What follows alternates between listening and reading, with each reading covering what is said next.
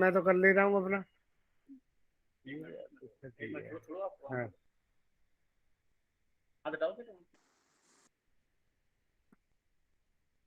हम्म।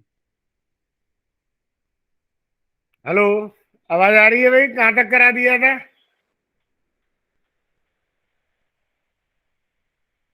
Yes sir, आ रही है।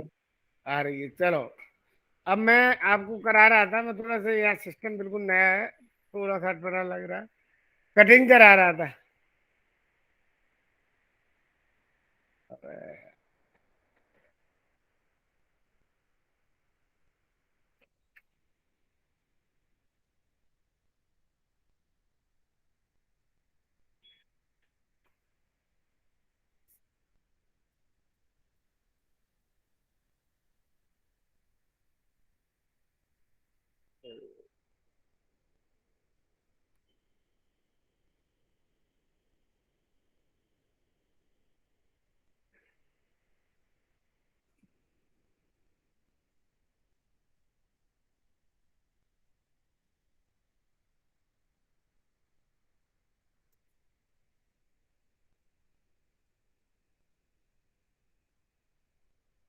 अरे यार, मैं 1 मिनट, 1 मिनट वेट करो, मेरे पे अभी चल भी नहीं रहा है।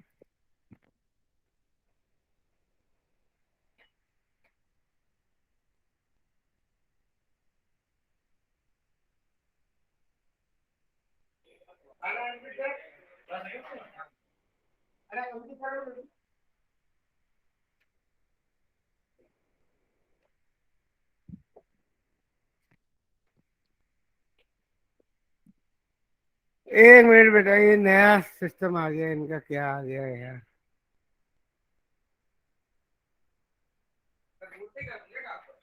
है।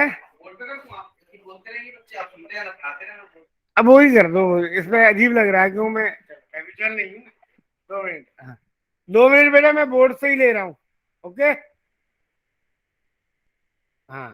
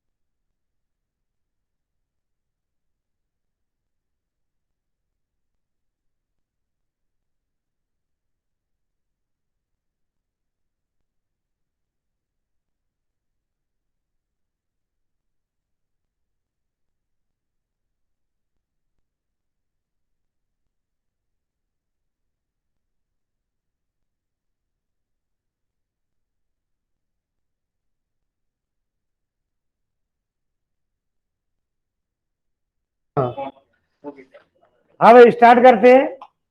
लास्ट टाइम मैंने कराया था तुम्हें कटिंग द लेंस, यही कराया था भाई। आवाज आ रही है, पहले बताओ। Yes sir.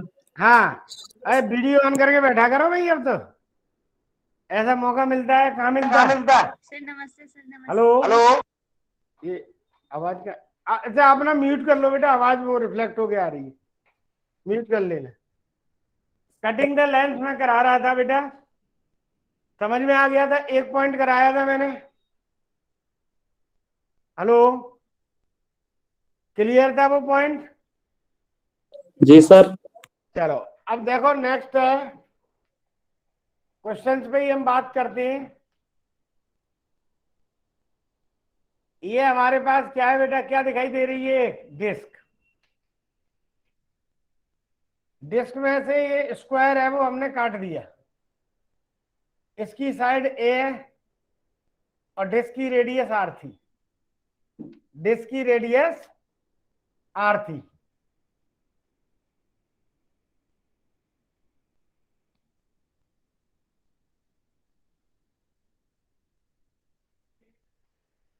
ठीक है, find the location of centre of मास।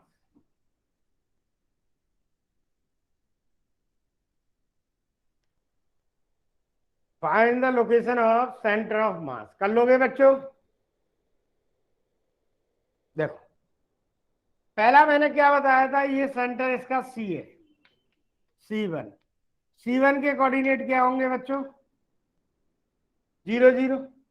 इसका सेंटर C2 है, इसका होगा R/2, 0। समझ में आ गया नहीं? क्लियर है कोऑर्डिनेट? Yes sir. इसमें बाई कोऑर्डिनेट दोनों के 0 है, तो बाई CM हम कितना कर देंगे? 0। ये जो मैंने पहले बाई CM 0 लिखा है वो हिट एंड रन के लिए हो गया। हिट एंड रन के लिए किस तरीके से हो गया? जैसे कभी आपका क्वेश्चन बनता है और आंसर दिया जाता है, उसमें एक ही बाई CM में 0 है, एक कोऑर्डिनेट बाई CM था वो 0 था। वो जब बाई CM 0 था आपका और कोई आंसर कॉमा एक की ही आंसर में 0 आ रहा है बाई कोऑर्डिनेट, आप टिक करके आगे निकल जाओ। समझ में आ गया?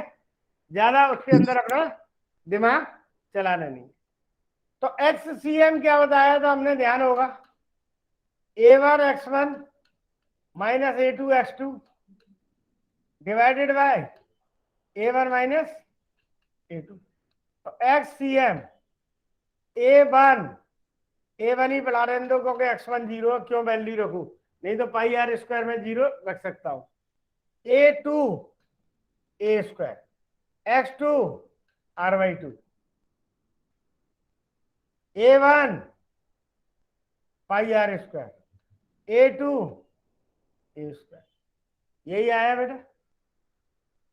एक चीज और देखो इसमें, ये भी है A square plus A square R square के इक्वल होगी या नहीं? ये 90 डिग्री होगी। A square plus A square R square की, तो 2A square is equal to आ गया ना R स्क्वायर। चाहे A के टर्म में निकाल लो चाहे R के टर्म में निकाल लो। हो गया कि नहीं? तो A स्क्वायर कितना आ जाएगा? R²/2।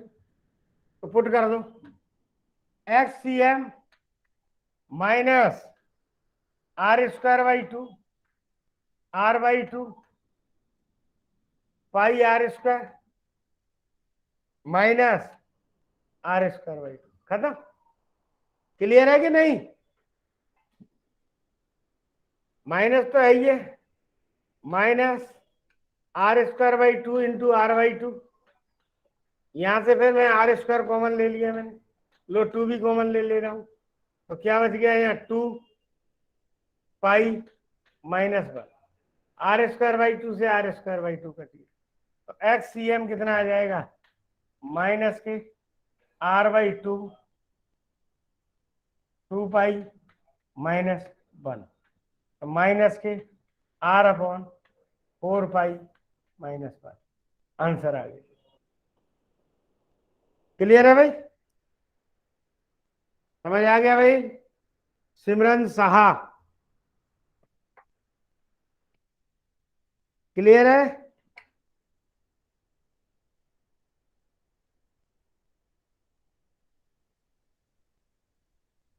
Simran, Sakshi, yes sir.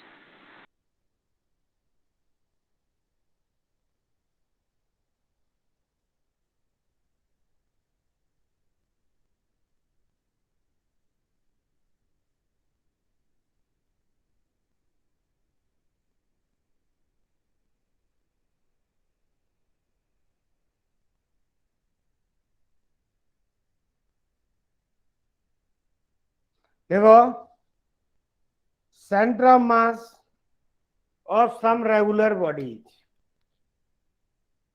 Centre of mass of some regular bodies,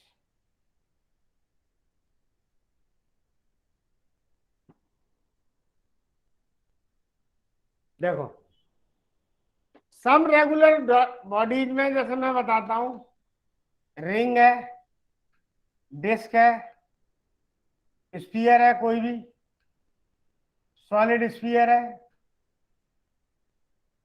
hollow sphere है, इन सभी का सेंटर ऑफ मास इनका ज्योमेट्रिकल सर? सेंटर होता है। हाँ सर ऊपर स्क्रीन थोड़ी कट हो रही है। क्या बेटा? अच्छा, कट हो रही है? नहीं, अच्छा है, एक मिनट, एक कैमरा सही सर, बस थोड़ा नीचे लिखे सर, बस आप। और नीचे फिर क्या है? एक मिनट, मुझे लगता हाँ है थोड़ा सा है बस। ये आज स्टूडियो चेंज है। एक मिनट।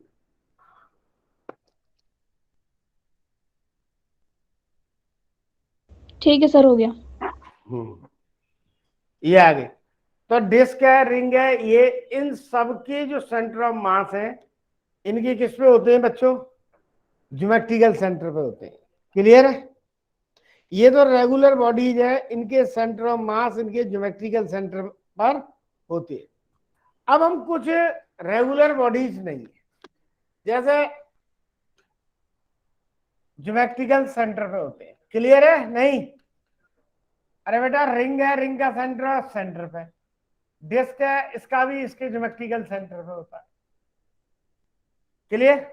क्योंकि यस सर। यूनिफॉर्म डिस्ट्रीब्यूशन होता है। अब हम सेकंड पॉइंट कहते हैं सॉलिड कॉन। सॉलिड कॉन तुमने देखा होगा, सॉफ्टी, आइसक्रीम से भरी हुई, ये हो गई। ठीक है, ये कौन हो गया? तो देखो, ये वाई एक्सिस है और ये एक्स एक्सिस है। बताओ इसका सेंटर ऑफ मास कहां हो सकता है बेटा? वाई एक्सिस पे हो सकता है कि एक्स एक्सिस पर? एक्स एक्सिस पर। एक्स एक्सिस पर। तो इसका सेंटर ऑफ मास बॉटम से तो जो होता है, बॉटम से कितना होता है भाई? h/4। और टॉप से कितना होता है? सुनो भाई, अगर 1 मीटर का कौन है, अगर 1 मीटर का कौन है तो उसका सेंटर ऑफ मास है, वो बॉटम से तो कितना होगा बच्चों? फोर। h/4। और टॉप से कितना होगा? 3/4। याद रख लेना, 3/4 है, फ्रॉम बॉटम और फ्रॉम कहां से? Top, from top. या दूसरा हम कह सकते हैं होलो कौन। जैसे एक कागज का हमने बना दिया, जैसे मेहंदी वाला कौन आता है ना, खाली बिना मेहंदी भरा हुआ, सॉलिड तो हो गया, मेहंदी भरा हुआ कौन हो गया, और ये खाली कौन हो गया। इसका बेटा यहां से बता, सेंटर ऑफ मास कहां होता है, कितना होता है, किसी को याद होगा? h/3। और टॉप से कितना हो जाएगा? 2/3। क्लियर? सॉलिड हेमीस्फीयर, ये 3-4 चीज ही है, कभी यूज हो सकती है। सॉलिड हेमीस्फीयर, सॉलिड हेमीस्फीयर जो होता है,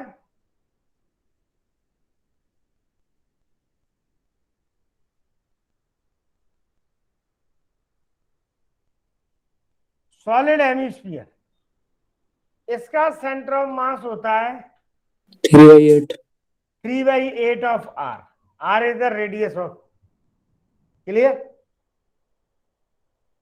क्लियर है। Yes sir. अब आता है होलो हेमिस्फीयर।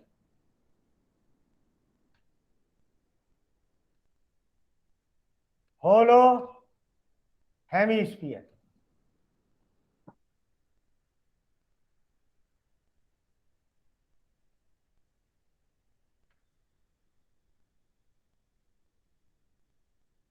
ये इसका होता है कि ध्यान है R/2। R/2, बिल्कुल सही कह रहे हैं। इसका जो सेंटर ऑफ मास होता है R/2 पे होता है। कोई दिक्कत तो नहीं, किसी तरीके की कोई दिक्कत हो तो बोल दो। सेमी सर्कुलर रिंग नोट हो गया, नोट हो गया भाई Priyanka. 1 second sir. Yes sir हो गया। सर होलो हेमिस्फेयर का कहाँ पे होता है? हेमिस्फीयर का R/2 पे। Okay sir. R/2 अगर 5 सेंटीमीटर 2.5 सेंटीमीटर पे हो जाएगा। कल टेस्ट कैसा हुआ था भाई पिछला, अमरनाथ? बढ़िया था सर, बढ़िया टेस्ट था। सही हुआ था? Yes sir. कितने मार्क्स बने? अभी तो रिजल्ट नहीं आया है। नहीं रिजल्ट नहीं, की तो दे दी थी ना इन्होंने, क्या सर? की मिलाई नहीं? नहीं, कहाँ मिली है। चलो नेक्स्ट लिखो, hollow semi circular ring.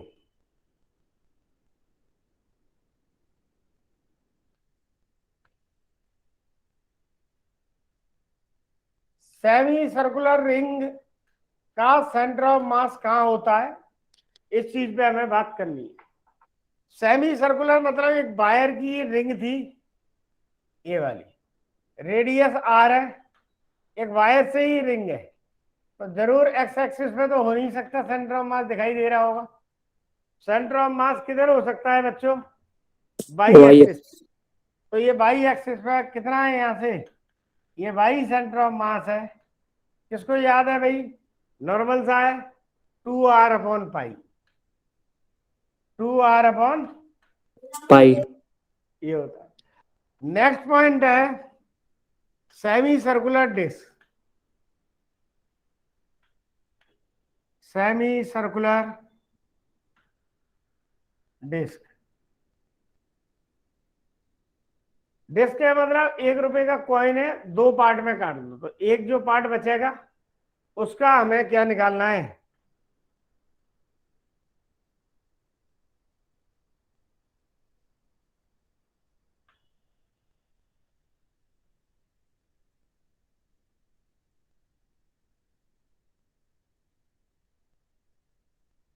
Clear? तो इसका जो सेंटर ऑफ मास बन जाएगा, ये बनेगा YCM। ये भी 100% किधर होगा भाई? बाई वाई एक्सिस पे एक्सिस। होगा। तो ये होता है 4r/3 पाई। ये सभी चीजें आपको क्या करनी है, ध्यान रखनी है, इसमें कोई दिक्कत तो नहीं है? नहीं सर। किसी तरीके की कोई दिक्कत?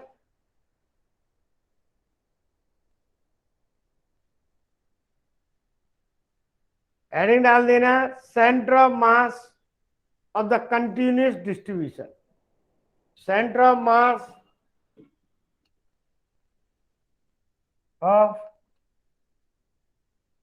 Centre mass of continuous distribution, distribution, centre of mass of continuous distribution. देखो ये अभी तक जो मैं बता रहा था वो तुम्हें किस पर बता रहा था? एक रेगुलर बॉडी है। अगर कोई बॉडी, मैं ये कह रहा हूं कोई बॉडी ऐसी है कहीं मास ज्यादा है कहीं कम है, तो इसका सेंटर ऑफ मास क्या होता है? इसका सेंटर ऑफ मास जैसे हमने तुम्हें आरसीएम क्या बताया था, ध्यान से सुनो। आरसीएम क्या बताया था भाई? सिग्मा ऑफ एम आर, यानी sigma of dm into R, यही बताया था भाई, नहीं? Hello, divided by sigma mass, यही बताया था। हेलो, नहीं याद आ रहा? दोबारा सुन लो। ये कंटिन्यूस सिस्टम है, कम ज्यादा मास हो रहा है कहीं, तो मैंने ये तो बताया था तुम्हें sigma M R upon sigma M, याद आ गया कि नहीं? Yes sir.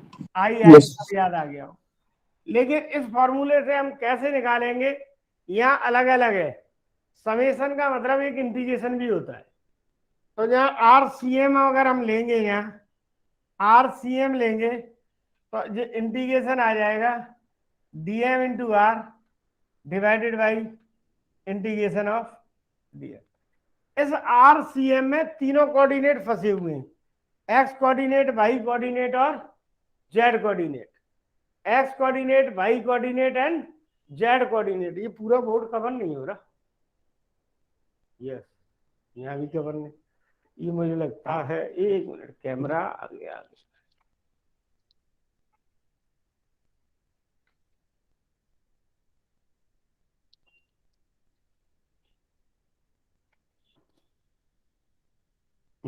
अब कवर हो गया ना, कवर थोड़ा।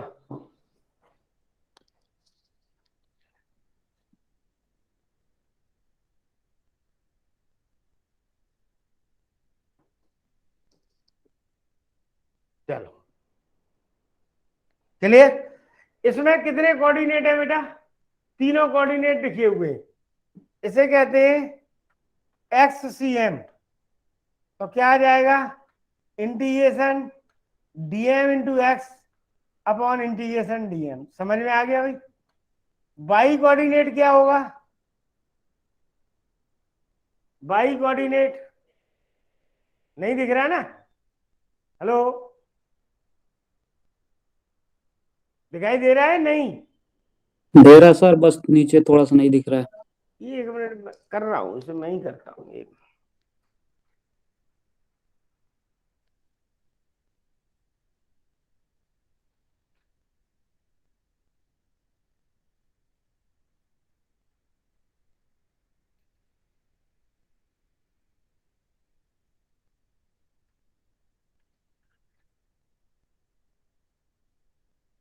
ठीक, अब सही हो गया होगा बच्चों?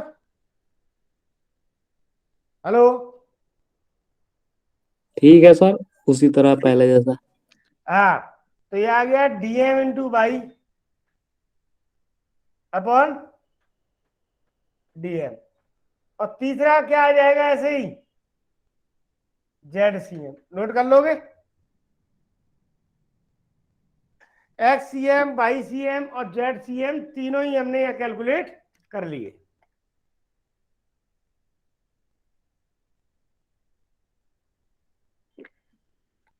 अब लिखो,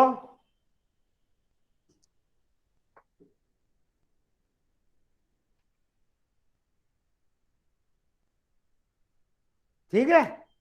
अब इस पे एक दो क्वेश्चंस कराता हूं, दो तीन करा देता हूं। लिखो, centre of mass of uniform rod. देखो, ये कंटिन्यूस सिस्टम है, डिवाइडेड नहीं है। तो हम ये कह रहे हैं centre of mass of uniform rod.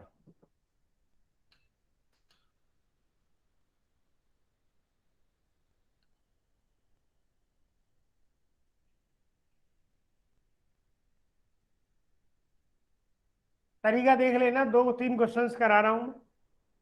Centre of mass of uniform rod, ये हमारे पास एक रॉड है बच्चों, यूनिफॉर्म रॉड है। इसे हम ये कहते हैं, ये एक्स एक्सिस है और ये वाई एक्सिस है, ये ओरिजिन है। रॉड का मास एम है और एल लेंथ है। क्लियर है? अब इसका सेंटर ऑफ मास जरूर एक्स एक्सिस पे होगा। इसका सेंटर ऑफ मास कहां हो सकता है? X axis. अब मैं यहां पर ये छोटा सा एक एलिमेंट ले लेता हूं, ये एलिमेंट है dx, और यहां से ये सपोज x डिस्टेंस पे। तो सबसे पहले हम मास ऑफ शॉर्ट एलिमेंट क्या होगा, mass of short element dm m upon l होगा या नहीं होगा? क्लियर है भाई? क्लियर है? Yes, sir. जी सर। अब देखो सेंटर ऑफ मास मैंने अभी क्या बताया था तुम्हें, integration dm into x divided by dm, यही बताया था। क्लियर है भाई? Limit yes sir. लिमिट आ जाएंगी 0 से l, 0 से l, dm की वैल्यू डाल दो, लिमिट है 0 से l, dm की वैल्यू है m upon l dx, x dx कर लिया। दूसरे में भी क्या है बेटा, 0 to l m upon l dx, m upon l तो कांस्टेंट चीज है, बाहर आ जाएगी तो यहां से भी कट गई। तो x का इंटीग्रेशन क्या आ जाएगा बेटा, X square by 2, 0 to l, नीचे dx, dx का इंटीग्रेशन क्या आएगा, x 0 to l। Clear? Higher limit में से लोअर लिमिट रख काट दो तो क्या आ जाएगा ना, L square by 2 divided by l, l से l कट गया, तो एक्स सी एम कितना आ जाएगा ना,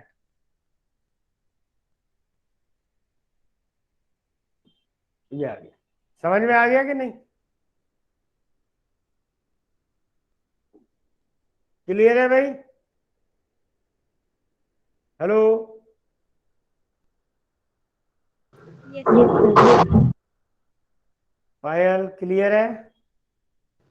Yes, sir. Please. Anjali, Priyanka,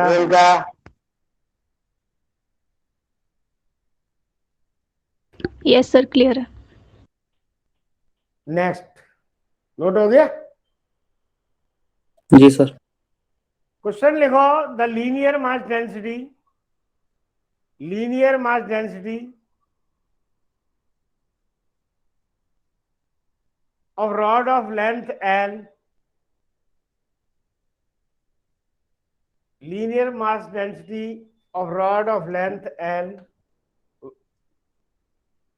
length L, ठीक है, varies lambda is equal to alpha plus beta X, ऐसे वेरी कर रही है, केजी पर मीटर, ये लिख लिया, ऐसे चेंज कर रही है, ठीक है। Find the location of centre of mass, ठीक है। Alpha and beta are positive constant, alpha और बीटा है वो क्या है भाई, पॉजिटिव कांस्टेंट है। क्लियर? अब हम इसमें कैसे निकालेंगे, देखो ध्यान से सुनो, इसका मतलब x 0 है तो अल्फा है, ये चेंज होता जा रहा है, तो x सी एम अभी अभी जस्ट मैंने तुम्हें बताया था, dm into X 0 to l dm। क्लियर? dm का मतलब क्या आ जाएगा भाई, यूनिट लेंथ का m है तो कहीं भी मुझे dx लेंथ लेना है, तब कितना आ जाएगा, dm का मतलब आ जाएगा लैम्डा इंटू dx। समझ आ गया कि नहीं? क्लियर है कि नहीं? Hello,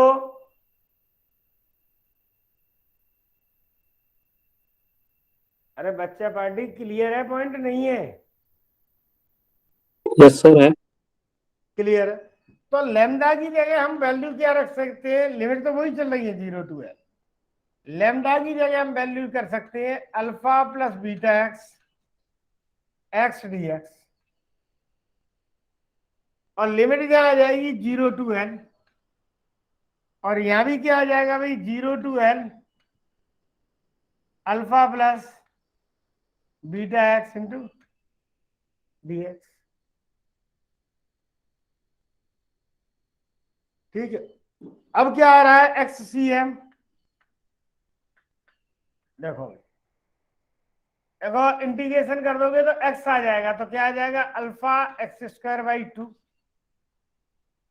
plus beta x³/3। समझ आ गया भाई,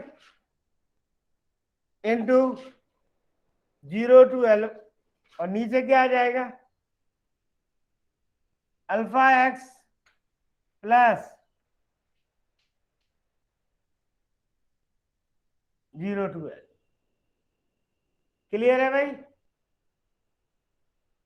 अब x की जगह L करके आप कंप्लीट कर लोगे? नहीं, अरे x की जगह L पुट करके हो जाएगा कि नहीं होगा? मैं कर दूं? हो जाएगा सर। हो मैं जाएगा करूं? नहीं सर, कर लेंगे। नहीं हो जाएगा सर। हो जाएगा।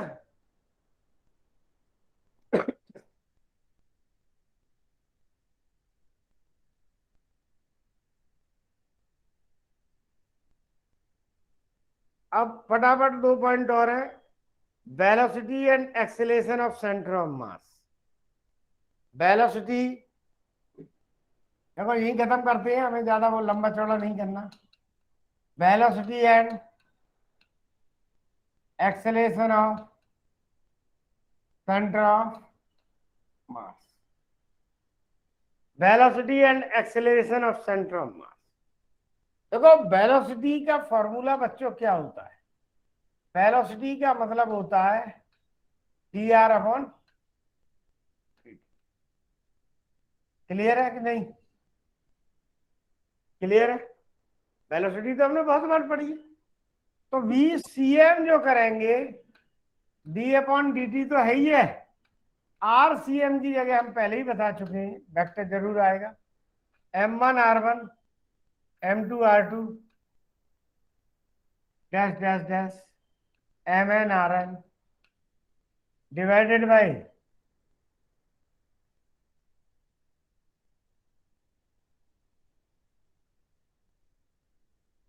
mn। क्लियर है भाई? तो देखो भाई VCM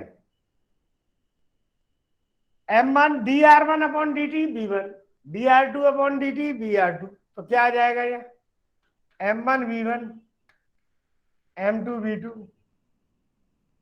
dash dash dash mn vn divided bye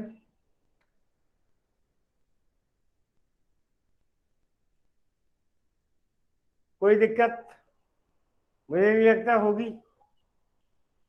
no sir. नहीं है। तो देखो VCM क्या हो सकता है भाई, ये m1 v1 है, इसे समेशन m b लिख सकता हूं, आई मतलब इनिशियल से पहले तक, और इसको मैं फिर सिग्मा m लिख सकता हूं। सिग्मा m क्या है? पूरी बॉडी का मास ही लिख सकता हूं। लिख सकते हैं कि नहीं? हेलो? अरे m1 plus m2 plus m3 dot dot dash किसके इक्वल होगा? कैपिटल M के इक्वल होगा। तो हम यहाँ कह सकते हैं MVCM is equal to sigma MI BL।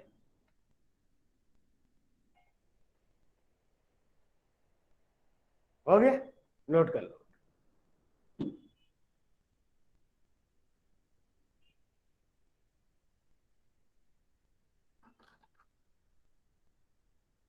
Mirror भी दिखता है इसलिए हो रहा है।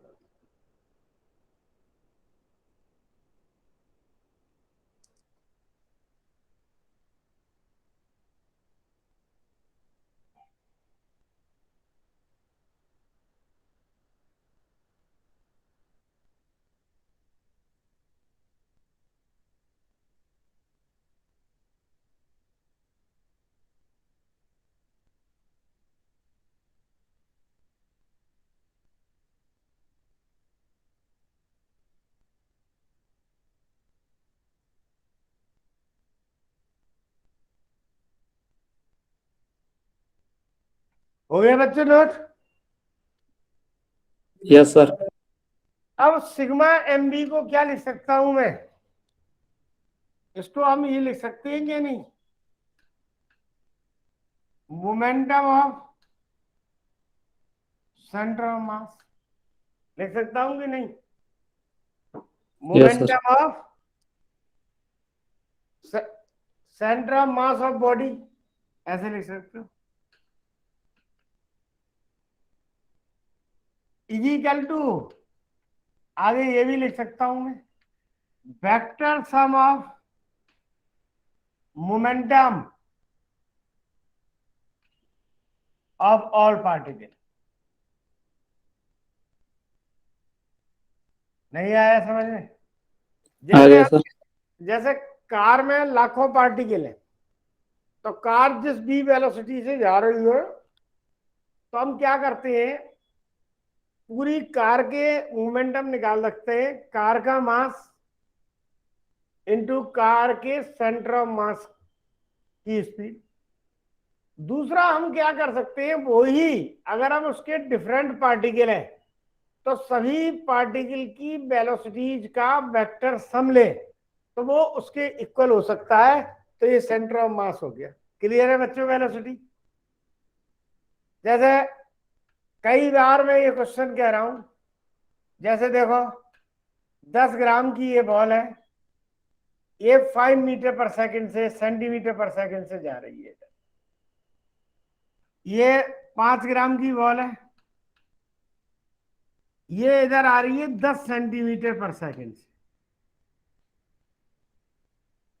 ठीक है, तो पूछा है कि बताओ सेंटर ऑफ मास की वेलोसिटी क्या होगी। देखो BCM, पहले का मास 10 ग्राम इंटू वेलोसिटी 5, ठीक है। दूसरे का मास 5 ग्राम, लेकिन वेलोसिटी कितनी हो गई? -10, क्योंकि इसकी डायरेक्शन अपोजिट हो गई, डिवाइडेड बाई 10 + 5, तो कितना आ गया भाई?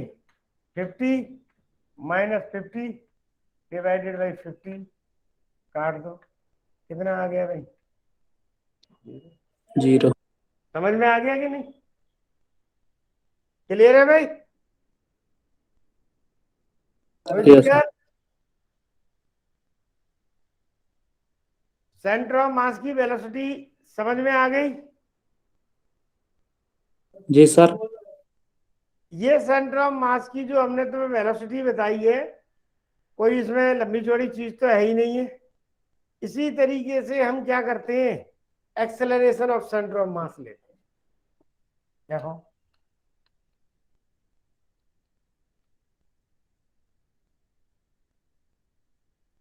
देखो एक्सेलरेशन सेंटर ऑफ मास का क्या होगा? d/cm/dt। ये तो आपने कई चैप्टर में पढ़ चुके हो। नहीं, कई चैप्टर में आप पढ़ चुके हो। और BCM हमने क्या निकाला था, ध्यान से सुनो। BCM क्या बताया था भैया आप लोगों को?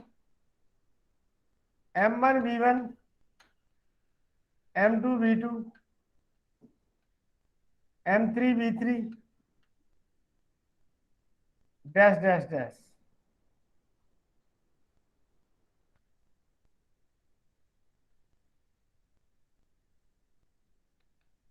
ये आ गया। क्लियर है भाई? तो सेंटर ऑफ मास का मैं लिख सकता हूं M1A1 M2A2 M3A3 dash dash dash divided by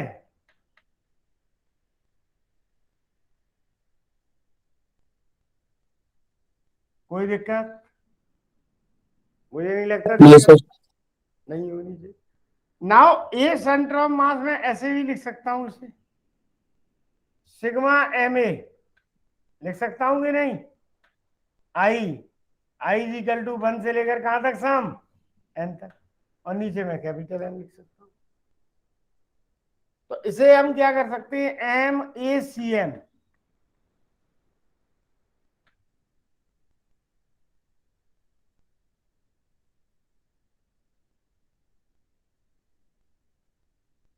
क्या रिजल्ट निकला बच्चों इसमें? इसमें रिजल्ट निकला कि जो सेंटर ऑफ मास पे फोर्स होता है वो is equal to the sum of the forces of all particles. Clear है भाई? हेलो, अरे भाई क्लियर है कि नहीं है? यस सर, क्लियर है। क्लियर है। तो सेंटर ऑफ मास की वेलोसिटी आपको पता हो गई, सेंटर ऑफ मास का एक्सेलेरेशन पता हो गया। सेंटर जी ऑफ सर। मास की वेलोसिटी और सेंटर ऑफ मास का एक्सेलेरेशन दोनों आपको निकालना आ गया। तो देखो इसी पे मैं क्वेश्चंस ले लेता हूं, नोट कर लिया हो तो आगे चलूं।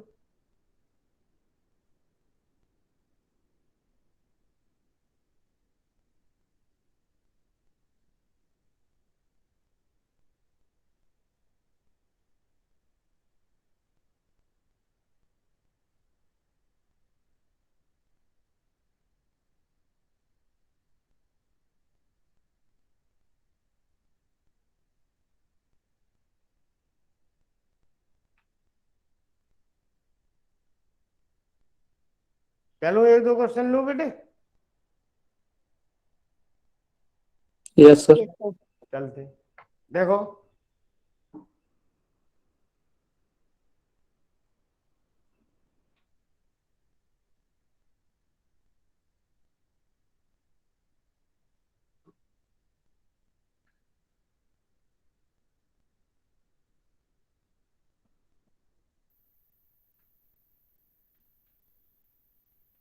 ये देखो,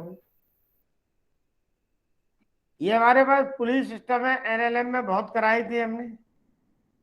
इसका मास एम है 1 और इसका मास है m2। ठीक, लिख लेना। If the system is release from rest find the acceleration of centre of mass. If the system is release from rest find the acceleration of centre of mass.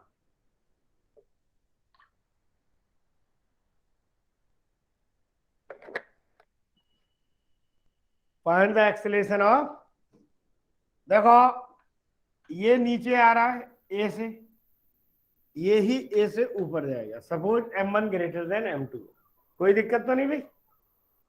m1 greater than m2 है तो centre of मास क्या है? ACN। m1 वाली नीचे आ रही है, चलो उसे मैं पॉजिटिव ले लेता हूं, प्लस m2 वाली ऊपर जा रही है तो उसका एक्सीलरेशन नेगेटिव ले लेता हूं। कोई दिक्कत तो नहीं? Any problem? No sir. नहीं है। ए बाहर ले लेते हैं हम इसमें, तो यहां बच जाएगा m1 minus m2 divided by m1 plus m2 into a. Clear है? ए जो होगा वो क्या आएगा? m1 minus m2 divided by m1 plus m2 multiply by G. ये कब पढ़ाया था आपको बेटा? एनएलएम के अंदर पुलिस सिस्टम में पढ़ाया हुआ है। एनएलएम के अंदर पुलिस सिस्टम में ये पढ़ाया हुआ जी है। सर। इस वैल्यू को रख दो तो ए सेंटर ऑफ मास की क्या आ जाएगा यहाँ? m1 माइनस m2 का whole square divided by m1 plus m2 का होल स्क्वायर इंटू जी, या होल स्क्वायर कर दे, ये आंसर है। क्लियर है भाई?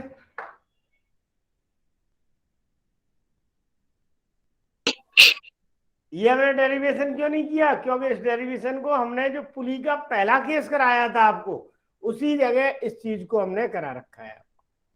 जी। पुली का जो फर्स्ट केस था वो यहां करा दिया है। देखो, नोट कर लिया था?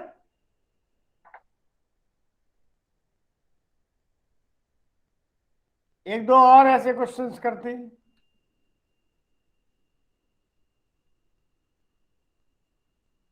थ्री केजी की बॉडी है,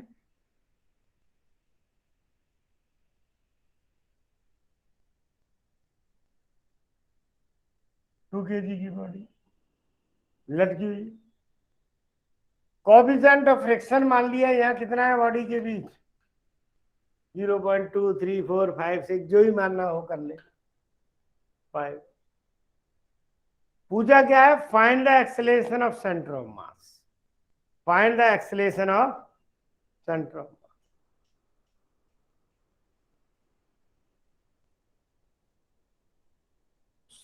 देखो इस पर नीचे की ओर क्या लगेगा बेटा, 2G, ये T T T T, यहां फ्रिक्शन फोर्स लग जाएगा। तो पहले चेक कर ले रहा हूं लिमिटिंग फ्रिक्शन कितना है। म्यू एम जी होता है कि नहीं, म्यू तो म्यू है, एम यहाँ 3 था, जी एम 10 है, और म्यू कितना दिया हुआ है 1/2, तो 5। कितने न्यूटन आया भाई, 15 न्यूटन आ गया। इसका मतलब ये इधर चलेगा A1 एक्सीलरेशन से, ये इधर चल देगा A2 एक्सीलरेशन। वैसे एक्सीलरेशन का मैग्नीट्यूड सेम है, डायरेक्शन अलग अलग है, इसलिए हमने ये निकाला।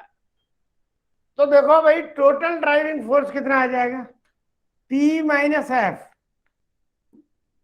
P minus F. अरे पूरा का पूरा सिस्टम चल रहा है, पूरा का पूरा सिस्टम चल रहा है, तो हम क्या कर देंगे इसमें 5 है, पूरा एक साथ चल रहा है। तो ये तो 20 है, ये ड्राइविंग फोर्स हो गया। कौन सा फोर्स बोलेंगे इसे, ड्राइविंग फोर्स। अब नेट फोर्स ये लगा, इधर 15 लगा, ये 5A लग गया, 5 बचा, तो A कितना आ गया यहाँ 1 मीटर पर सेकंड स्क्वायर।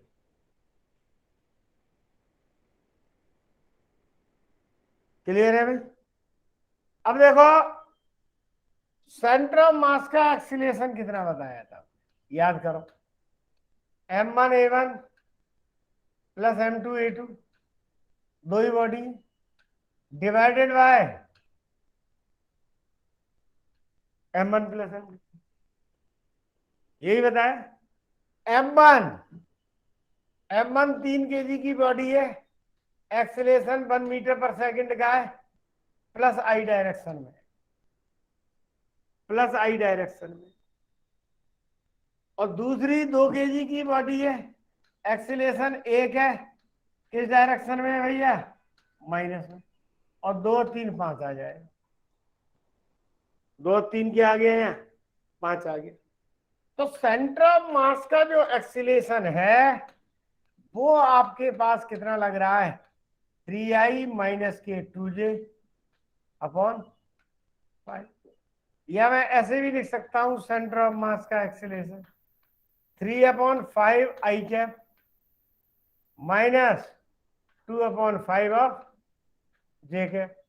ये हम वेक्टर टर्म के अंदर सेंटर ऑफ मास का एक्सीलरेशन कैलकुलेट कर सकते हैं कि नहीं। Yes sir. अगर इसका मैग्नीट्यूड निकालना है तो भी हो जाएगा कि नहीं, क्या आ जाएगा,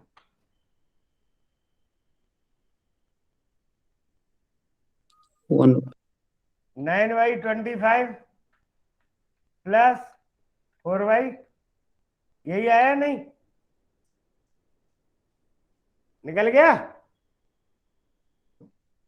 25 एलसीएम ले लो, ऊपर तो कितना आ गया 13, तो हमारे पास आ जाएगा √13 डिवाइडेड बाई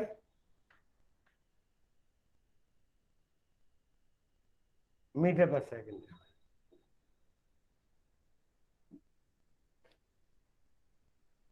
क्लियर है भाई।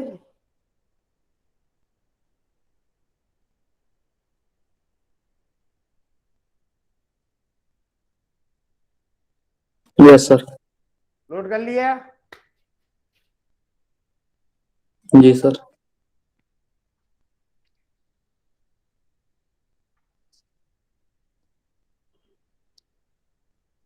देखो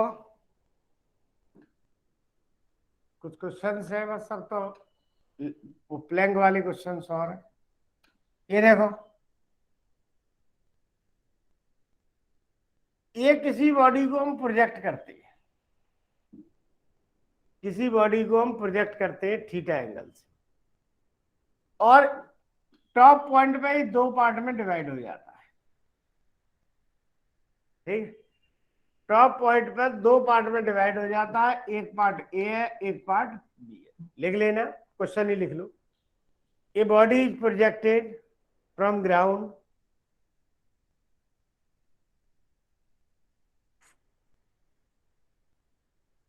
A body is projected from ground for horizontal range R.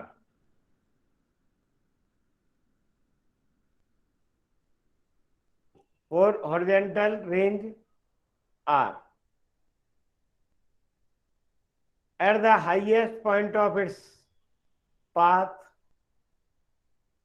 at the highest point of its path,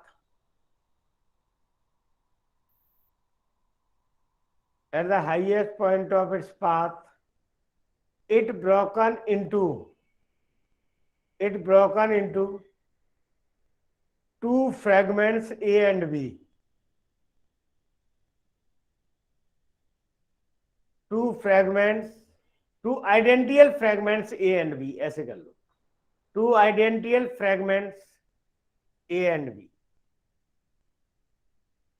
पहला पॉइंट लिखना, first point, if A comes into the rest,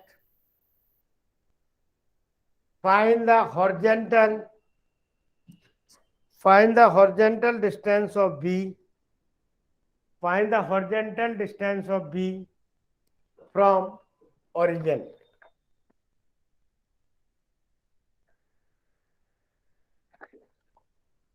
देखो ध्यान तो सुनो, इसमें किसी तरीके का कोई एक्सटर्नल फोर्स नहीं लगा, तो ये जो पाथ होगा वो सेंटर ऑफ मास का पाथ होगा।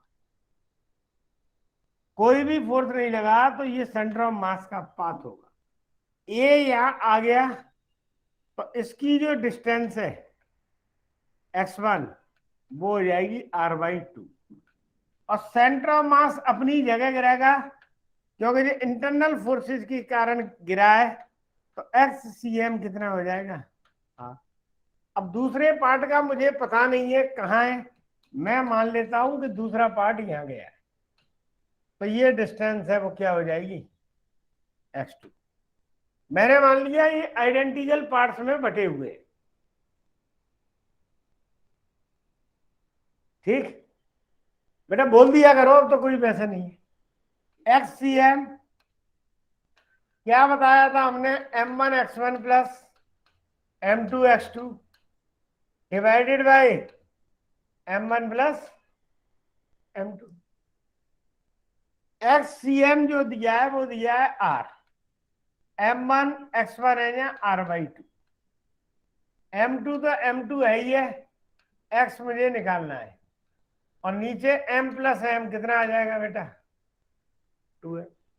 क्लियर है, m से m कॉमन लेके काट दिया, यहां आ जाएगा 2r is equal to r/2 plus x2, तो x2 इज इक्वल टू कितना आ जाएगा, 2r माइनस के r/2, तो x2 is equal to 2 to जा 4, 4 में से गए,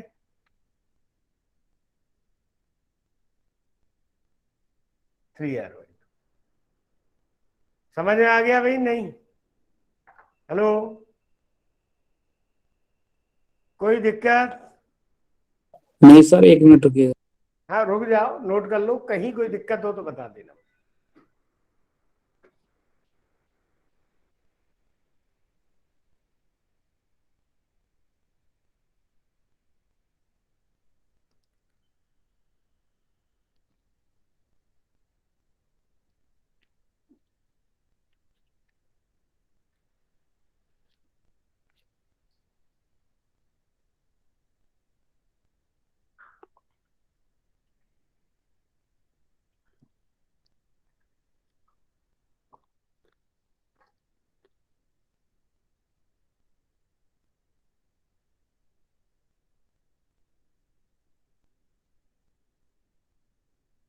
डन सर, हो गया। इसका सेकंड पोर्शन लिखना।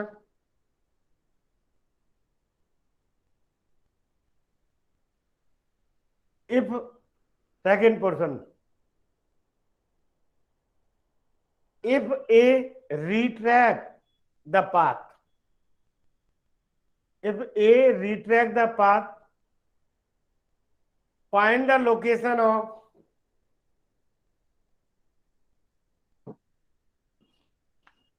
second part.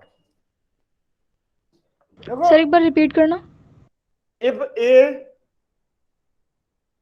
retract their path, retract its path, या a return back to the origin, find the location of b. Clear है भाई? देखो फिर समझ लो, कुछ नहीं है इसमें। ये देखो, हम कह रहे हैं कि ये चला, या दो पोर्शन में टूट चुका है, ए और सेंटर ऑफ मास की डिस्टेंस तो कितनी बताई थी तुम्हें? वो ही रहेगी, क्योंकि कोई भी एक्सटर्नल वर्क काम नहीं कर रहा, तो सेंटर ऑफ मास का ये क्या हो जाएगा? पाथ हो जाएगा। पाथ जो सेंटर ऑफ मास का है उस पर कोई अंतर नहीं पड़ेगा। अब ए है वो वहीं की वहीं लौट आया ओरिजिन पे, तो बताओ x1 कितना हो गया? 0। और बी मैंने मान लिया कहीं यहां चला गया, तो x2 कितना आ गया भाई? x2 कितना हो गया वो हमें क्वेश्चन मार्क है। तो हमने तुम्हें फिर बताया था XCM क्या होता है भाई? M1 x1 M2 x2 M1 plus XCM R M1 M x1 0 M2 M x2 हमें कैलकुलेट करना है, M plus M cross multiply कर दो तो यहां आ जाएगा 2MR is equal to M x2। M से M काट दिया तो x2 कितना आ जाएगा यहां पर?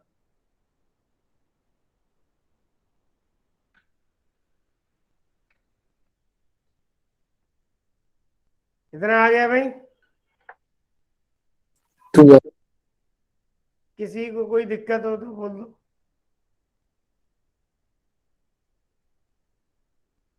क्लियर है? Yes sir.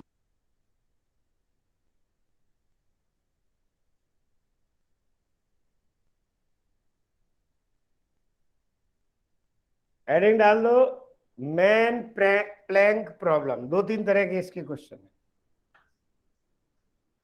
Man Planck problem,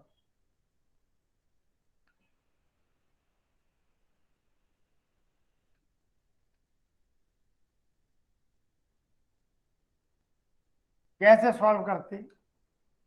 अक्सर क्वेश्चन बन सकता है। ध्यान से सुनो, ये एक प्लैंक है, ये प्लैंक है बच्चों, और प्लैंक है वो फ्रिक्शनलेस सरफेस पे। सरफेस कैसी है?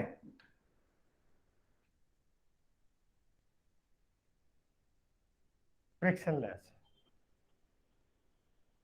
प्लैंक का मास m है, ठीक है, और प्लैंक की जो लेंथ थी वो l थी।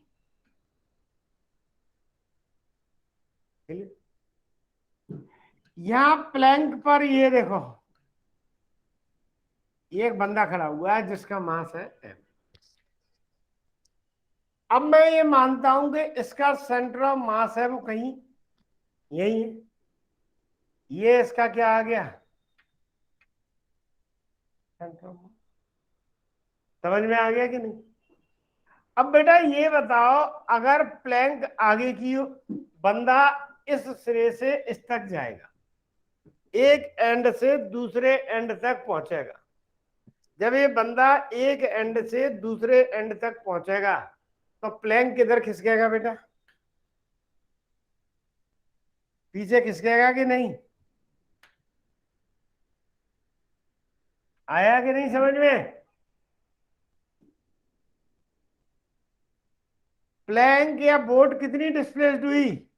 एक्स। और बंदे का डिस्प्लेसमेंट कितना है ग्राउंड के रेस्पेक्ट में? L minus x. डायग्राम समझ में आ गया होगा? नहीं आया तो बताओ displacement of plank with respect to ground कितना है? Displacement of plank with respect to ground, displacement of plank with respect to ground. Excuse me sir, yes, sir एक बार क्वेश्चन फिर से समझा दीजिए प्लीज। दोबारा समझ लो। ये क्या कह रहा है कि हम कहते हैं कि भाई रजत बाबू नदी में एक बोट पड़ी हुई है किनारे के साथ, उस पर खड़े हो गए हो बोट के एक एंड पे, हो गए हो। Yes sir. अब बोट के एक से दूसरी तरफ भागो बोट, तो बोट किधर हटती है? अलग रास्ते में जाती है कि नहीं? जाती है। तुम बोट पे बैठे हो, जब बोट से शोर पर उतरते हो तो बोट पीछे की तरफ जाती है कि नहीं? Yes sir. यही मैंने बताया कि ये प्लैंक है। ये क्या था? प्लैंक था। प्लैंक पे कौन खड़ा हुआ है भाई? मैन। अब मैन अगर इधर भागेगा तो प्लैंक इधर भागेगा कि नहीं? अरे भाई, यस सर। तो ये क्योंकि कोई एक्सटर्नल नहीं है, सेंटर ऑफ मास अपनी जगह ही रहेगा, वो चेंज नहीं है। क्योंकि ये बंदा भागा है तो ये इंटरनल फोर्सेज के कारण भागा है, न कि एक्सटर्नल फोर्सेज के कारण। समझ में आ गया? एक जगह से दूसरी जगह गया है तो केवल और केवल इस पर क्या काम कर रहे हैं? इंटरनल फोर्सेज काम कर रहे हैं। ठीक है भाई? यस सर, क्लियर है। तो डिस्प्लेसमेंट हमने किसका निकाला है भाई? प्लैंक का। अब displacement of man with respect to ground, displacement of man with respect to ground कितना है भाई? L minus X. अरे यही तो था, ये एल माइनस यस एक्स। ठीक है। और प्लैंक का कितना था? एक्स था। क्लियर? तो हमने क्या बताया था? सेंटर ऑफ मास की दूसरी डेफिनेशन बताई थी, जिसमें मैंने आपको बोला था centre of mass is that point about which the vector sum of the mass momentum of zero. तो सुनो भाई, क्लियर? प्लैंक किस vector sum of the mass momentum is zero. Plank का, ठीक है, तो लिख लेना है about centre of mass vector sum of the mass momentum, sum of mass momentum is zero. यही बताया था। तो सुनो भाई, प्लैंक लेफ्ट साइड है तो मैं पॉजिटिव ले लिया, और मैन राइट साइड है तो उसे अपोजिट ले लो, वेक्टर सम लेना है। गलत तो नहीं है भाई? हेलो? तो एम एक्स इक्वल टू क्या आ जाएगा? एम एल,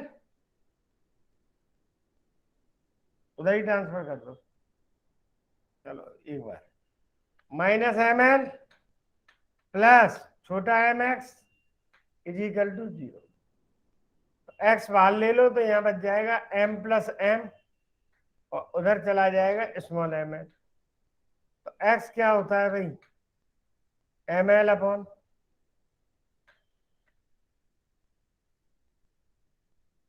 ये आ गया। ये किसका डिस्प्लेसमेंट आ गया भाई? Displacement of plank with respect to मैं ग्राउंड। समझ में आ गया कि नहीं? अरे दिमाग में बैठ गया कि नहीं? नहीं बैठा? सर ये इक्वेशन रिपीट करना। इक्वेशन देखो, प्लैंक हुआ है, लेफ्ट साइड वो मैंने पॉजिटिव ले लिया, राइट साइड वाला नेगेटिव ले लिया। मास मोमेंटम क्या बताया था तुम्हें? Mass into distance. Mass momentum किसके इक्वल था भाई? मास इंटू डिस्टेंस के इक्वल। क्लियर है? तो m into X equal to, अरे लेफ्ट साइड, रुक जा, ये क्वेश्चन कराता हूं, उससे क्लियर होता है। ये देखो, ये देखो, ये क्वेश्चन करा, अभी क्लियर होता है। ये मेरे पास एक बोट है। कौन है भाई? बोट है। 10 मीटर इसकी लेंथ है, 50 केजी इसका वेट। बोट हमेशा किसमें रहती है भाई? पानी पे। अब ये देखो, ये देखो, ये देखो, ये बैठा है कोई 80 केजी का बंदा बैठा है। 80 केजी का बंदा बैठा है। जब 80 केजी का बंदा एक जगह से दूसरी जगह जाएगा तो क्या होगा बेटे? Motor display. तो ये पूछा क्या है? Find the displacement of boat with respect to ground when the person क्या हो जाए भाई? Reaches to other end of boat. तो ऐसा होगा कि नहीं? ये देखो, पर्सन तो यहां पहुंच गया, बोट कितनी डिस्प्लेस्ड हुई? एक्स। बंदा कितना डिस्प्लेस्ड होगा भाई? 10 माइनस एक्स। समझ में आया कि नहीं? हेलो? सर जो क्वेश्चन बोले उसको एक बार और बोलिएगा। हाँ बोलो, क्या कह रहे हो बेटा? नहीं बोले, आप फाइंड द डिस्प्लेसमेंट के बाद से बोलिएगा। अरे बेटा, ये अगर बोट कहीं नहीं जाती हो, इस एंड तक जाता तो 10 है। ग्राउंड के रेस्पेक्ट में पूछा है मैंने, तो बोट इधर आ गई, बंदा तो बोट के ऊपर ही है ना।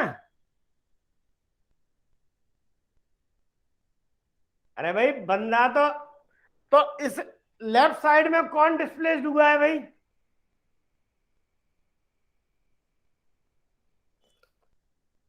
लेफ्ट साइड में कौन डिस्प्लेस्ड हुआ है बच्चों? बोट। बोट का मास 50 है और एक्स डिस्प्लेसमेंट हुई। राइट साइड में कौन डिस्प्लेस्ड हुआ है? ये कितना डिस्प्लेस हुआ है? 10 माइनस एक्स 0। यहां आ गया 5x 80 माइनस 8x। इधर ले आओ, ये आ जाएगा 13x इज इक्वल टू 80। तो x इज इक्वल टू कितना आ जाएगा? आ गया कि आप समझ में नहीं? अरे लेफ्ट साइड का डिस्प्लेसमेंट एक तरफ, राइट साइड का डिस्प्लेसमेंट एक तरफ, लेफ्ट साइड का वेक्टर सम ये है।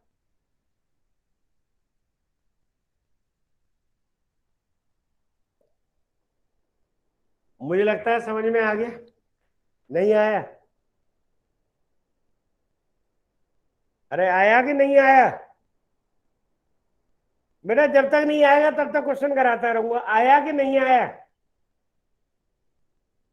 हेलो? आ गया सर। सभी के? सुधीर? Yes sir. अरे सारे वीडियो ऑन करके, मुझे लगता है सारे सो के पढ़ रहे हो बेड पे। क्यों बच्चों? तुलसी?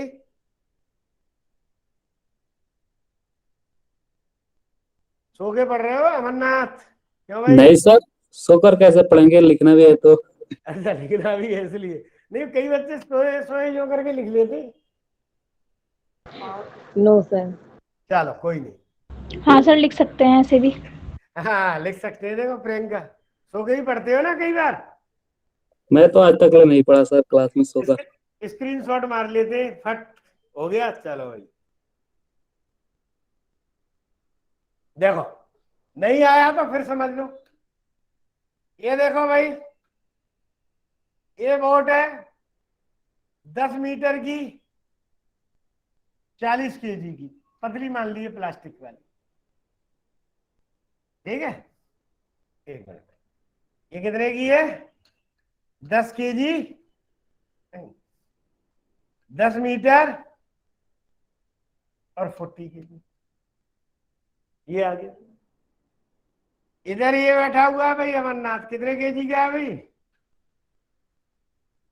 80 kg का। ठीक है, मिस्टर एक्स है।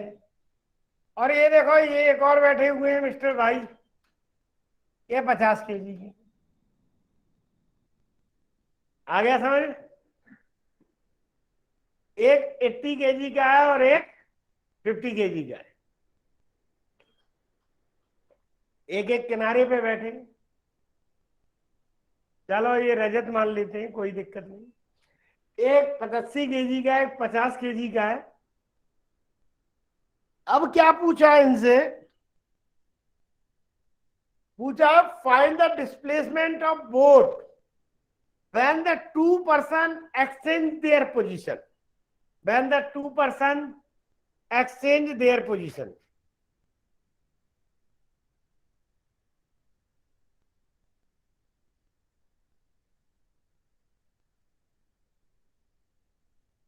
देखो, पेन चेंज करके बता देता हूं। मैंने ये मान लिया है कि लेफ्ट साइड में बदल गया ये, और ये हो गया। यहां तो आ गया 50 kg वाला। तो बेटा 50 kg वाले का डिस्प्लेसमेंट कितना हुआ, पहले तो ये बताओ। 10 तो ये पूरा चल लिया।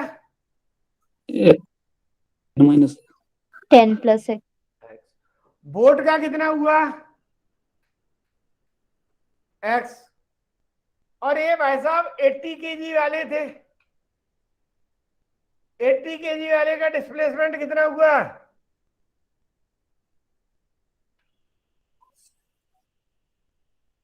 समझ आ गया कि नहीं डायग्राम? यस सर आ गया। तो मैंने क्या बताया था, एक ही चीज करनी है। लेफ्ट साइड जो डिस्प्लेसमेंट हुए उसका एक तरफ, राइट साइड हुए उनका दूसरी तरफ। लेफ्ट साइड कौन कौन हुए बताओ भाई। एक तो बोट हुई है 40 किलो की, कितनी? एक्स। समझ में आ गया कि नहीं? लेफ्ट साइड, अरे मेरे लेफ्ट साइड बोट हुई है, और एक बंदा और हुआ है मेरे लेफ्ट साइड में, कितने केजी वाला? 50 kg वाला। कितना हुआ है? 10 प्लस एक्स। और राइट साइड कौन हुआ है भाई? 80 kg वाला। कितना हुआ है? 10 माइनस एक्स। 80 से 0 0 काट दिए, तो यहाँ क्या हुआ? 4x, 5 10 या 50 plus 5x is equal to 80 minus के 8x। कर लोगे सॉल्व? नहीं, अब तो रह क्या गया? ये आ गया 9x प्लस 8x, 80 माइनस 50, 8 दूनी 16, 17x, 50 गए तो 30। x इज इक्वल टू कितना आ गया भाई?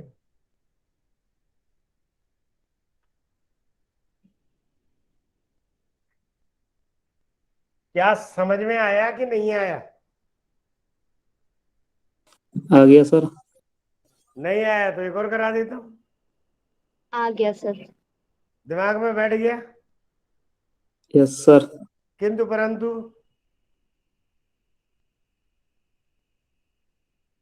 कोई किंतु परंतु तो नहीं है? नहीं सर। नहीं है। चलो भाई एक और करा दूं, थोड़ा अलग हटके। करा दी। ये देखो, ये इंक्लाइंड प्लेन है। सर एक बार लास्ट स्लाइड करना।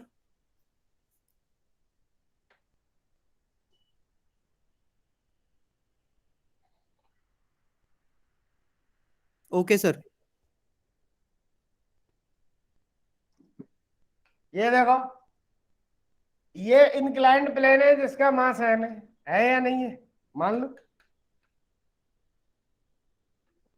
ठीक है भाई, कोई दिक्कत तो नहीं? ये देखो भाई, ये इंक्लाइंड प्लेन पे ये भावना बैठी है भाई, एम मास की। तो भावना नीचे फिसलेगी तो इंक्लाइंड प्लेन क्या होगा भाई? क्या होगा भावना, इमेजिन करो। फ्रिक्शनलेस सरफेस पे ये देखो, ये सरफेस कैसी है, फ्रिक्शनलेस। क्या होगा भावना बेटे, अरे भाई सीधे से फ्लैट पे तुम नीचे फिसलोगे तो क्या होगा, डिस्प्लेस होगा ये। इंक्लाइंड प्लेन पीछे भागेगा कि नहीं भागेगा। Yes sir. मैं ये Yes, मान sir. लेता हूं इंक्लाइंड प्लेन की बेस की हाइट 4 मीटर थी, तो पूछा क्या है, find the displacement of base when the block reaches the ground, block reaches the ground, all the surfaces are smooth. तो सुनो भाई, समझ आ गया भाई, तो किधर खिसकोगे भाई पायल ठाकुर, बेस किधर आएगा, पीछे के आगे, Left. और ये ऊपर वाला ब्लॉक देखो, ये बेज है, ये इधर खिसकेगा, ये इधर आ गया, आ गया, और ये नई पोजीशन आ जाएगी इसकी। तो बेज ये पीछे की तरफ कितना खिसकेगा, X. कितना बेटा, एक्स। और ब्लॉक अब ब्लॉक का डिस्प्लेसमेंट क्या होगा यहाँ ग्राउंड के रेस्पेक्ट में, 4 माइनस एक्स। अब कुछ नहीं, भारी कौन सा था मान लिया ब्लॉक एम, खिसका एक्स, छोटा एम कितना खिसका भाई 4 माइनस एक्स। ऐसा ही हो रहा है कि नहीं, यस सर। Yes, sir. तो M X is equal to 4m minus 4x, इधर x कॉमन ले लो, कितना बचेगा भाई, सर mx होगा ना। पूरा हाँ एम एक्स, एक मिनट,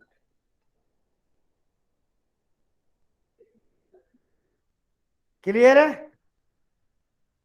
अब तो निकाल लोगे x, m plus m is equal to 4m, तो x इज इक्वल टू कितना आ जाएगा यहाँ भाई,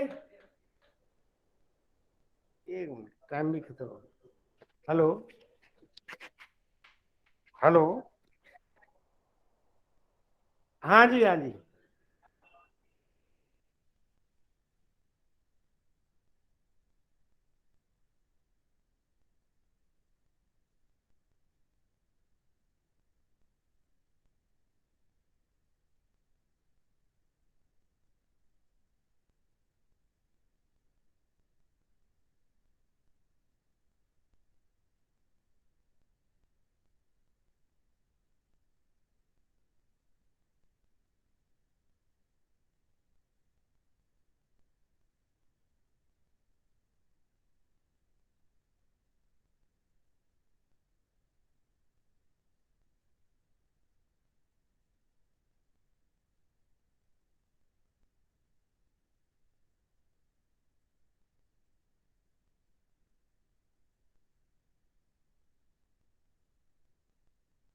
बस उसी के अंदर है ये,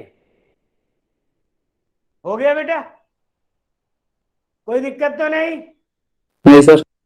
चलो ठीक है भाई, कर लेना ऐसे, ओके, Yes, sir. हेलो